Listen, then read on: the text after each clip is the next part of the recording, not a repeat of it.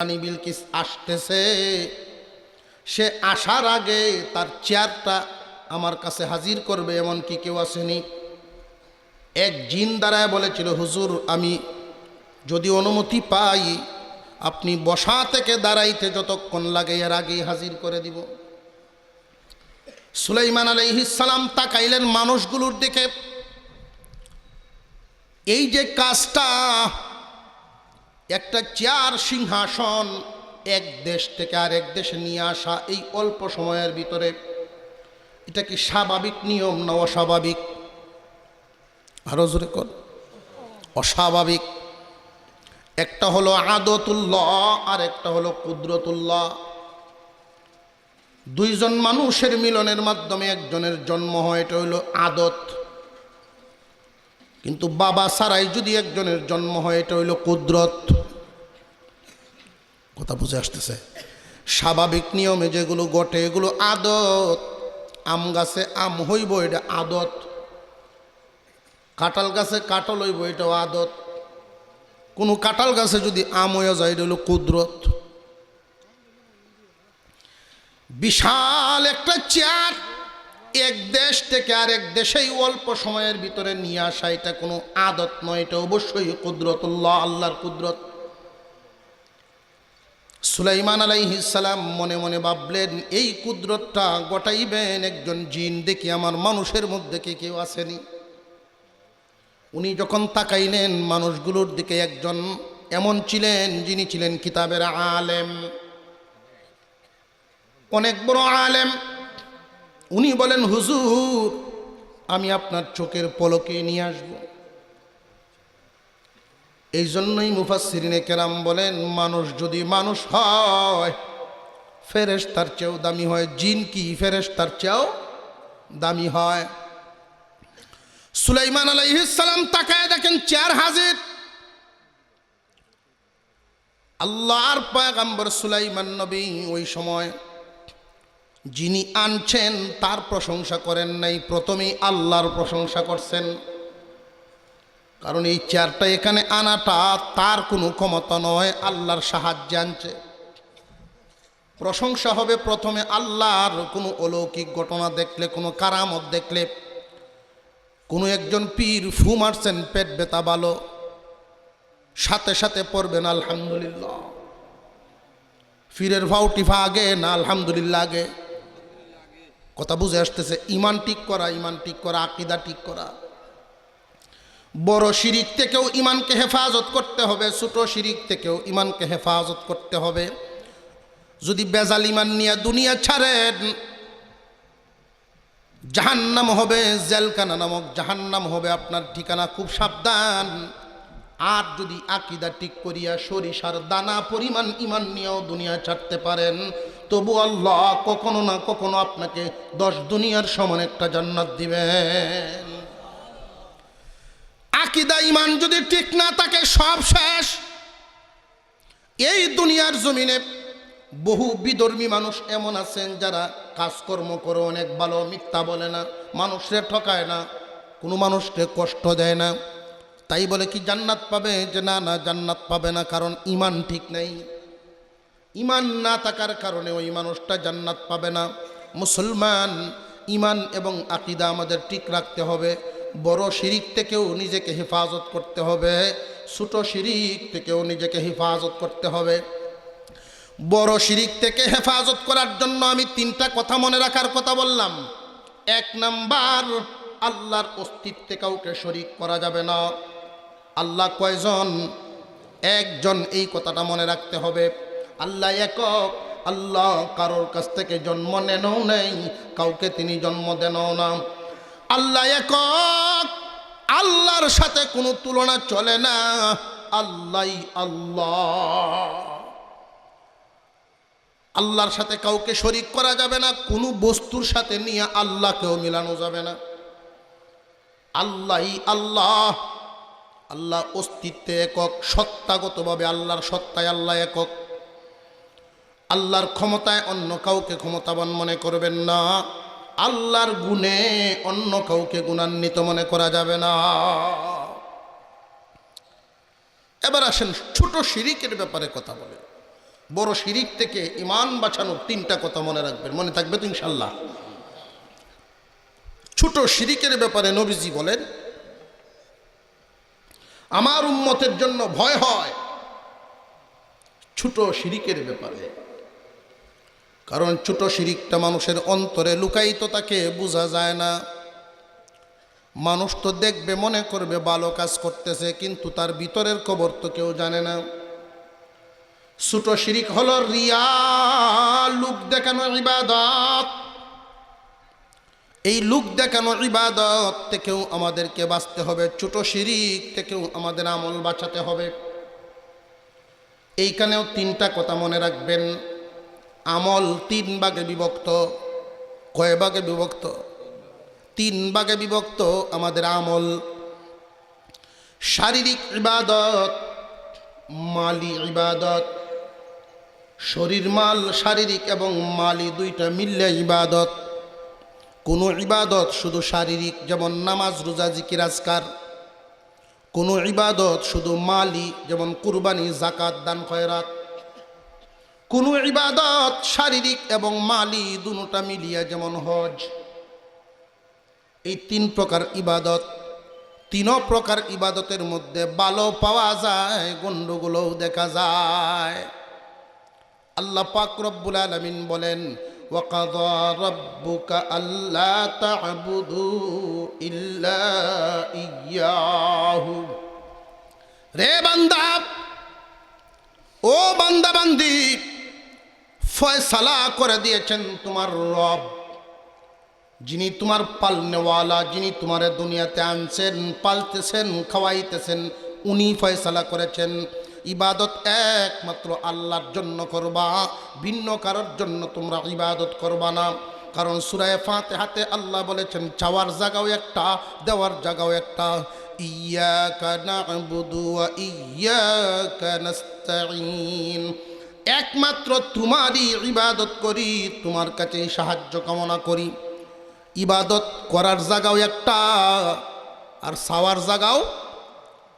মানুষের ভিতর অনেক নষ্ট হয়ে যায়। ইলেকশন আইছে, নামাজ বাইরে গেছে। ইলেকশন আইছে, টুপি মাথার দিলাইছে, এমন মানুষও তো আছে। এটা কি, এই বেটা কি আল্লাহর নামাজ পড়ে না বুড়ের নামাজ? আল্লাহ বলেন নামাজ পড়বা, এটা আমার জন্য করবা, শারীরিক ইবাদত। বহু মানুষ এমন আছে, ইলেকশন আইলেই কামড়ি করে, 5 ওয়াক্ত নামাজ বেটা 6 ওয়াক্তও পড়ে। আপনারা এই চোর গোবিন্দ নামাজ হইল 4:30টায়। ইলেকশনের সময় যদি আসরের নামাজ আয়া পড়ে 4:30টায়, পাশের মহল্লাত গিয়া দেখে 7:30 জমাত। এখানে তো হরিয়েই গেল আসর।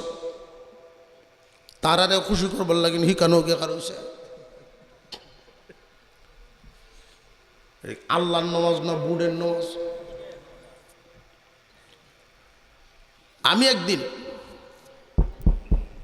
এক আত্মীয় বাড়িতে গেছি, বেড়া লাগে তালই। তো ওনার বাড়ির থেকে মসজিদ বেশ দূর, গ্রামের এক মাথায়। তো আমি ভাবলাম যে আচ্ছা তালইরে নিয়ে একসাথে নামাজটা করে লাই। 8-10 বছর আগের কথা, আমার এখনো মনে হয়। যখন আমি নামাজ পড়ার জন্য বেটারে ডাকতেছি, টুফি, পাঞ্জাবি, দাড়ি সব আছে, কিন্তু নামাজ পড়ে না। আমি তো আর এটা জানি না বেটা যে নামাজ পড়ে না। তো ঘরের যারা আছেন তারা বলতেছেন, আচ্ছা হুজুর বলতেছেন নামাজটা করে লাও। বেশে বাদ ফুরিয়ে বেড়ায় নামাজ কার হয়েছে। এবারে কি আল্লাহর নামাজ ভক্ত কার হয়েছে না হুতরার নামাজ? হুতরার নামাজ ভক্ত হয়েছে। যেই নামাজও কার হয়েছি, 4 রাকাত নামাজ পড়ি, আমি তো সালাম ফিরাইতাম। বেটা তো আমার সাথে ওই আসসালামু আলাইকুম রহমতুল্লাহ হয়েছি, বেটা ওয়ালাইকুম সালাম কইয়া। আমি কইছি আসসালামু আলাইকুম রহমতুল্লাহ, নামাজে সালাম ফিরাইতেছি। হে বেটা ওয়ালাইকুম সালাম কইয়া বাম দিকে ফিরাই যাচ্ছে, আগে আমার দিকে ছায়া রয়েছে। জিন্দিগি কই খাটাইল, এই জীবনটা কোথায় কাটাইলেন উনি? বড় আশ্চর্যের সাথে বলেন। শারীরিক যত ইবাদত একমাত্র কার জন্য হবে? আরো জোরে কর। শারীরিক যত ইবাদত একমাত্র আল্লাহর জন্য হবে। এবার আসেন মালি ইবাদত। মালি ইবাদত করনেওয়ালার মধ্যে অনেক গন্ডগোল ঢুকে। এই কথাগুলো না বললে ঘুমন্ত বিবেক জাগ্রত হবে না। কুরবানির গরু কিনবো, কে কত দিয়া কিনে এটা দেখে। সবার চাইতে বেশি দাম দিয়া কিনন লাগব, কারণ মাত্র লন্ডনতে আইছি আমি। উদ্দেশ্য যদি এমন হয় তাহলে কি কুরবানি হইবনি? এটা কি আল্লাহর জন্য হইল না লোক দেখানো? আল্লাহর জন্য যদি করো, একটা ছাগল কিনেও যদি তুমি কুরবানি দাও, লোক দেখানো কুরবানি হাতির মতো বড় গরু, আর আল্লাহর জন্য কুরবানি ছোট একটা ছাগল। দুইটাই যখন ওজন হবে মিজানে, ছাগলের ওজন বেশি। হুজুর দেখতে তো ওইটা বড় দেখা যায়, অসুবিধা নাই। ওইটা হইব তুলার বস্তার মতো, আর ছাগল হইব পাথরের মতো। আল্লাহ বলেন, আল্লাহর পয়গম্বর বলেন, আখলিস দীনাকা ইয়াকফিকাল আমালুল কলিল। তোমার ভিতর ঠিক করো, ইমান নিয়ত আকীদা এটা ঠিক করো, অল্প আমলেই নাজাতের জন্য যথেষ্ট। মালি ইবাদত কুরবানি দেয়, দেখবেন কত গন্ডগোল। 7 জনের শরীকে কুরবানি হয়। অনেক গ্রাম এমন আছে গরিব মানুষ 7 জনে মিলিয়ে কুরবানি আছে না নাই? 7 জনে মিলিয়ে কুরবানি দিল, 6 জনের ইনকাম হালাল, একটা হইল সুদগুর। একটা সুদকুর যদি মিশায়া সব কুরবানি বাদ, 6 জনেরটা 7 জনেরটা বাদ। সাবধান, সুদকুরকে নিয়ে কুরবানি দিবেন না, ঘুষকুরকে নিয়ে কুরবানি দিবেন না, হারাম পথে ইনকাম করে এদেরকে নিয়ে কুরবানি দিবেন না। দিবেন তো দিবেন, ভালো মানুষগুলো নিয়ে দেন, কুরবানি কবুল। আবার কালকে নিয়ে আপনারা মনে মনে কোন আবার বলা বলি করেন, হুজুর যে কইয়া গেল এই বালা মানুষ পাইতাম কই? সব তো বেশিরভাগই সুদকুর। খুঁজে ভাই মু কই, আমি একটা বুদ্ধি দেয়া যাই, সুদকুরে মিললে দিলাইবেন, আর বালায় বালায় মিললে দিলাইবেন। যে সুদকুর সে তো জানিয়ে বুঝিয়ে দিতেছে কুরবানি দিতেছি সমাজের লাগিয়ে, মানুষের লাগিয়ে, ইজ্জতের লাগিয়ে। তো তুমি এটা জানিয়ে বুঝছে আরেক বেটার বালা কুরবানিটা নষ্ট করো না তার সাথে মিশিয়া। সুরে চুরি হইরে গরু আনছে, অন্য কুরবানি দিছে। তো তার 3 দিন পরে বেয়াই আইছে। বেয়াই কি ব্যাপার, গরু কত দেন ছিলেন? হ্যাঁ কত দেয়, আপনি চিনেন না আমারে? আপনি বোঝা যায় আমার চিনেন না। আপনার তো চিনি জানি, আপনার কর্ম জানি, এই জন্য কুরবানির দিয়েও চুরি হরিয়ে আনছেন। হ্যাঁ লো ইসলাম এটাও কত কি লাভটা হইলো কুরবানি দেয়া? এই লাভের চিন্তার তো আমি আছি না। চুরি হচ্ছে, গুণা হয়েছে, কুরবানি দিছে, সব হয়েছে। সবে গুনায় হমান, মাঝখানে বস্তু পাইলাম, ওটা হিসাব মিলেছে। সুদ করে মিললে দিলাইবেন। ভালো মানুষ মিললে যদি বেশি টাকা নাও হয়, একটা গাবি আইনা দিবেন, এটাই আল্লাহর কাছে কবুল। জাকাত দেয় মানুষ, 1 লাখ টাকা যদি জাকাত আসে, 1 লাখ টাকার জাকাত 97.5 তোমার জন্য যদি পবিত্র করা লাগে, 2,500 এখান থেকে বাহির করিয়া জাকাত দেও। জাকাত দিলে মাল পবিত্র হয়, না দিলে মাল নাপাক। জাকাতের বিধান করা হয়েছে মালরে পবিত্র করার জন্য। যেই মানুষের মাল বেশি হয় তার মালটাকে পবিত্র যেন করতে পারে, আল্লাহ বিধান করছেন জাকাতের। তোমার মাল তুমি পবিত্র করবা, এই জন্য জাকাতের পয়সাটা গরিবের বাড়ি বাড়ি তুমি গিয়ে নিজ দায়িত্বে পৌঁছায় দিয়ে আসো। কিন্তু আজকাল এমন এক ফ্যাশন বাইরেছে, কাপড় কিনে বন্টন করে, মাইক মারিয়ে দেয় কাপড় বাঁটবো, জাকাতের কাপড়। এই জাকাতের কাপড় দেওয়ার ক্ষেত্রে আমি লক্ষ্য করেছি, দোকানে, কাপড়ের দোকানে আমি নিজে যাওয়ার কারণে এই কথাটা শিখলাম, জানলাম, আপনাদেরকে জানাচ্ছি। দোকানদারে আমাকে জিজ্ঞাসা করছে, হুজুর জাকাতের কাপড় নিবেন না ব্যবহারের কাপড় নিবেন? আমি প্রশ্ন করলাম, দুইটা কি 2 রকম নাকি? যে হ্যাঁ, জাকাতের কাপড়গুলো কম সুতা থাকে, দাম কম, কম দামে বেশি কাপড় নিয়ে যেন বেশি বাইটা দেওয়া যায়, এই জন্য 500-1000 কাপড়ের অর্ডার দেওয়া থাকে। আমরা ওইভাবেই অর্ডার দিয়া বানাই আনি।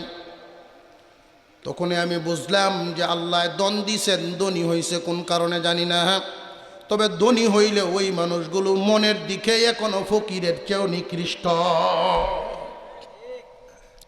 মনের দিকে ধনী হতে পারে নাই। যদি মনের দিকে ধনী হইতো তাহলে হিসাবটা মিলাইতো। তুমি যেই দামের কাপড়টা পরিধান করো, যেই দামে একটা লুঙ্গি পরো, এই দাম দিয়ে একজন গরিব মানুষকে একটা লুঙ্গি দিলে তোমার লুঙ্গিটা হয়তো 1 মাস পরে তুমি ফেলাইয়া দিবা, তোমার কাছে দাম নাই, কদর নাই। তো তোমারটা সমান দাম দিয়ে একজন গরিব মানুষকে একটা লুঙ্গি দিলে এই লুঙ্গিটা উনি এমনভাবে কদর করব, শুধু শুক্রবারে জুমাত নিব, বেড়ানিত গেলে নিব, আত্মীয় বাড়ির মানুষ মেহমান টেহমান আসলে ফিনব, ভালো অনুষ্ঠান নিব, এটা কদর করব। কিন্তু জাকাত দেয় মানুষ 1000 পিস 2000 পিস কাপড় বন্টন করে, তার বাড়িতে মানুষের ভিড় হইতো, উদ্দেশ্য অন্যরকম। পরের বছর হয়তো ইলেকশন করার নিয়ত আছে। কথা বুঝে আসতেছে? যদি আল্লাহকে খুশি করার জন্য এই কাজগুলো করত তাহলে এই সুরত অবলম্বন করার কথা না। মালি ইবাদত করবা একমাত্র আল্লাহর জন্য করবা, লোক দেখানোর জন্য করবা না, তাহলে এটা ছোট শিরিক। শারীরিক ইবাদত লোক দেখানোর জন্য করা ছোট শিরিক, মালি ইবাদত লোক দেখানোর জন্য করা এটাও ছোট শিরিক। শারীরিক এবং মালি দুইটা মিললে যে ইবাদত, যেমন হজ, হজের মধ্যেও লোক দেখানো ঢুইকা গেছে। হজ করছে লোকটা, শরীরও লাগাইছে, মালও লাগাইছে, আল্লাহর ইবাদত করব, কিন্তু এই ইবাদতে অনেক লোক দেখানি পাওয়া যায়। যে কেমন হাজি সার ডাকলে যদি খুশি হয়, হাজি ডাকলে খুশি হয়, চা খাওয়ায়, বুঝবেন বেজাল ঢুকছে ভিতরে, আছে না নাই? হাজি ডাকলে খুশি হয় হাজি সাহেব। একই গ্রামের 2 জন, একই পাড়ার 2 জন হাজি সাহেব একসাথে আইসে হজ করিয়া, তারা যুক্তি করছে, তুমি আমারে হাজি সাহেব ডাকবা, আমি তোমারে হাজি সাহেব ডাকবো, তীর্থ প্রচার হয়ে যাবো, হাজি সাহেব ডাকবো মানুষ আমারে।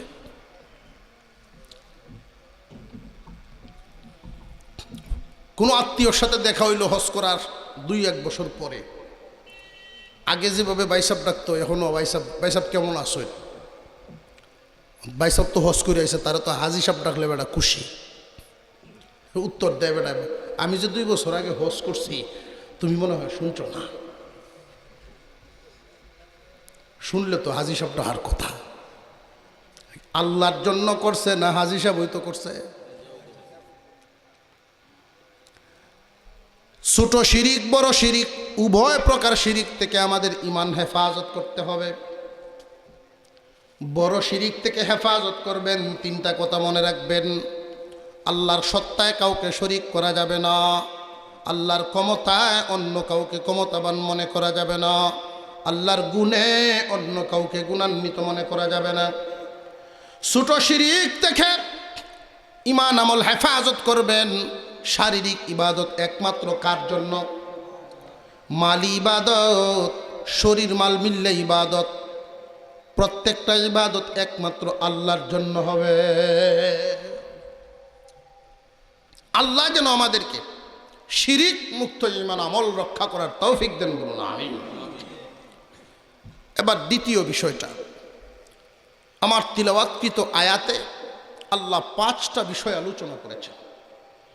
এই 5টা বিষয়ে নবী পরিবর্তন হয়েছে, কিন্তু বিষয় পরিবর্তন হয় নাই। পৃথিবীর শুরু থেকে আদম আলাইহিস সালামের পর থেকে এই পর্যন্ত আছে, কিয়ামত পর্যন্ত থাকবে এই বিধানগুলো। 1 নাম্বার গেল আল্লাহর সাথে কাউকে শরীক করা যাবে না। 2 নাম্বার আল্লাহ বলেন ওয়াবিল ওয়ালিদাইনি ইহসানা, মা বাবার প্রতি ইহসান করো, ইহসান। আমি আপনাদেরকে প্রশ্ন করি, কোনো মা বাবা কি সন্তানের কাছে ইহসান চায়নি? কোনো মা বাবা কিন্তু সন্তানের ইহসানের আশা করে না। কোনো মা বাবা যদি সন্তানের ইহসানের আশা করত, আতুর লুলা ল্যাংরা কানা এই জাতের সন্তান কেউ পালল না। আল্লাহ রাব্বুল আলামিন যেইভাবে নিঃস্বার্থ বান্দাকে দেন, মা বাবাও নিঃস্বার্থভাবে সন্তানকে দেন। মা এবং বাবা সন্তানের লালন পালন পাইব, সন্তানের দয়া পাইব, এই আশায় সন্তান পালে না। তাহলে আল্লাহ পাক এই কথা কেন বললেন যে মা বাবার প্রতি ইহসান করো? মহান আল্লাহ বিধান করেছেন। অবশ্যই বলেন, হে নবী আপনি বলুন, তাআলাও, এদেরকে কাছে ডাকেন, কাছে ডাকেন, কাছে ডেকে বুঝান গুরুত্বপূর্ণ বিষয়। দুনিয়ার জমিনে একটা নিয়ম আছে, আমরা কেউ যদি কাউকে কোনো গুরুত্বপূর্ণ কথা বলতে চাই, আগে তাকে কাছে আনি, তারপরে বিষয়টা বলি। আল্লাহ পাক রব্বুল আলামিন বলেন, কুল তাআলাও আতলু মা হাররামা রাব্বুকুম আলাইকুম, তোমরা আমার কাছে আসো, আল্লাহ হারাম করেছেন এমন কিছু বিষয় তোমাদেরকে আমি বলবো। আল্লাহ পাক রব্বুল আলামিনের বিধানগুলো হুজুর সাল্লাল্লাহু আলাইহি ওয়াসাল্লাম বোঝানো শুরু করলেন। আতলু মা হাররামা রাব্বুকুম আলাইকুম আল্লা তুশরিকু বিহি শাইআ। এক নম্বর বিষয়, আল্লাহর সাথে কাউকে শরিক করা চলবে না, কোনো বস্তুকেই আল্লাহর সাথে শরিক করা যাবে না।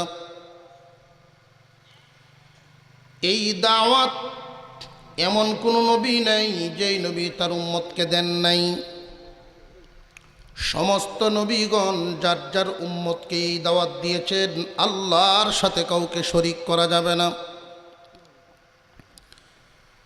আল্লাহ পাক রব্বুল আলামিন কুরআনুল কারীমের বিভিন্ন জায়গায় শিরিকের ব্যাপারে বলেন, ও জাতি খুব সাবধান, গুনাহ করার পরে আল্লাহর কাছে তওবা করলে মাওলার যদি মায়া হয় আল্লাহ তা মাফ করে দিবেন।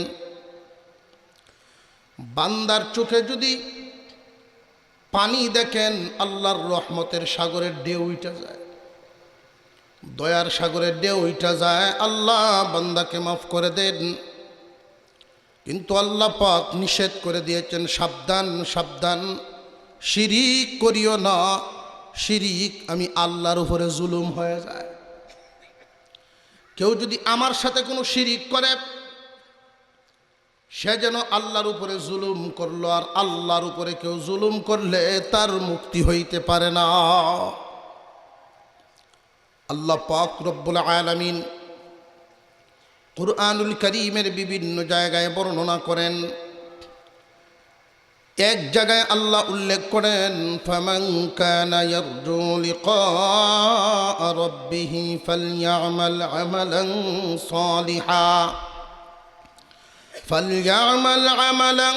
সালিহা ওয়ালা ইউশরিক বিইবাদাতি রাব্বিহি আহাদা। আল্লাহ পাক রব্বুল আলামিন বলেন, ও দুনিয়ার মানুষ, যারা চাও আল্লাহর দিদার, যে আল্লাহ তোমার প্রতি সন্তুষ্টি, এই অবস্থায় আল্লাহর দিদার চাও, তাহলে বেশি করে নেক আমল করো, আর সাবধান থাকবা এই আমলে এবং ইমানে যেন শিরিক না থাকে। বেজাল ইমান আল্লাহর কাছে গ্রহণযোগ্য নয়। প্রয়োজনে আমল তোমার কম হোক, তবু খাঁটি হোক। বাজারে যদি কোনো মানুষ যায়, চিরা টাকা মানুষের থাকতেই পারে, চিরা টাকাটা কোনো দোকানদারকে দিলে ইচ্ছা হইলে নিবে, না হয় ফেরত দিবে। চিরা টাকা নিয়ে যদি কেউ বাজারে যায়, তার কোনো অপরাধ নেই, হয়তো টাকাটা চলবে না দুনিয়ার বাজার। কিন্তু জাল টাকা নিয়ে যদি কেউ ধরা পড়ে, টাকাটা নতুন হইলেও তার অপরাধ হবে, সাজা হবে জেলখানা। আল্লাহ পাক রব্বুল আলামিন বান্দাদেরকে জানায় দিলেন, তোমরা আমল প্রয়োজনে কম হোক, তবু খাঁটি যেন হয়, জাল ইমান নিয়ে দুনিয়া ছাড়বে না। তাহলে সাজা হবে জেলখানা।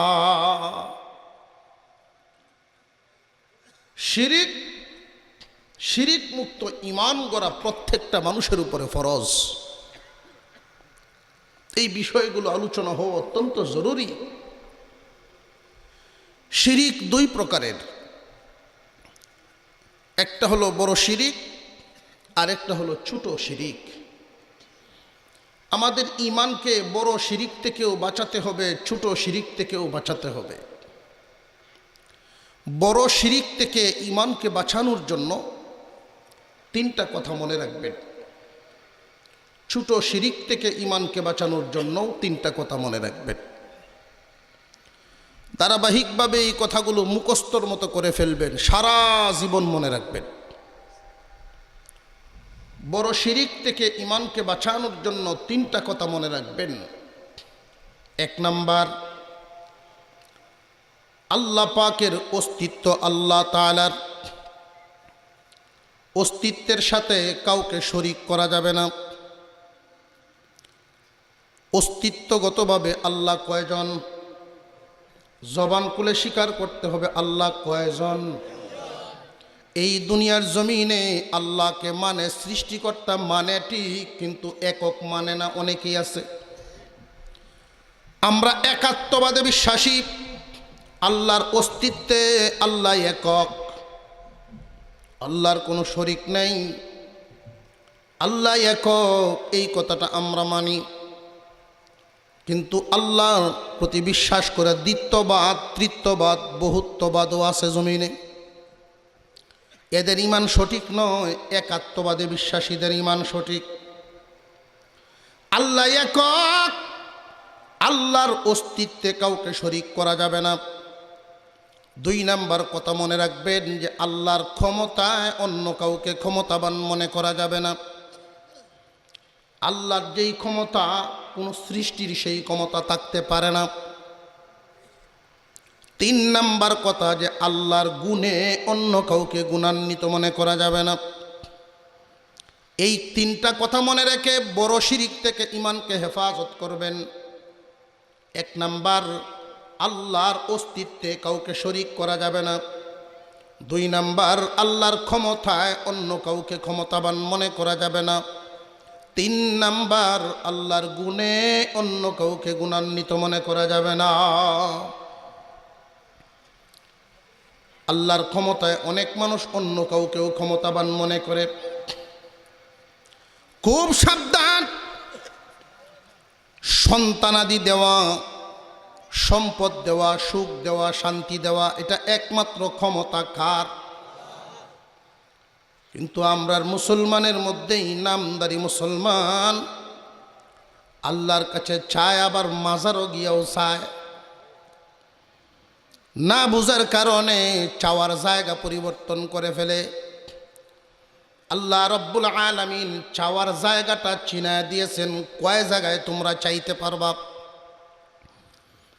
সূরাতুল ফাতিহা প্রতি রাকাতে আমরা তিলাওয়াত করি। আল্লাহ চিনায় দিয়েছেন কয় জায়গায় চাইতে পারবা। ইয়্যাকা না'বুদু ওয়া ইয়্যাকা নাস্তাঈন।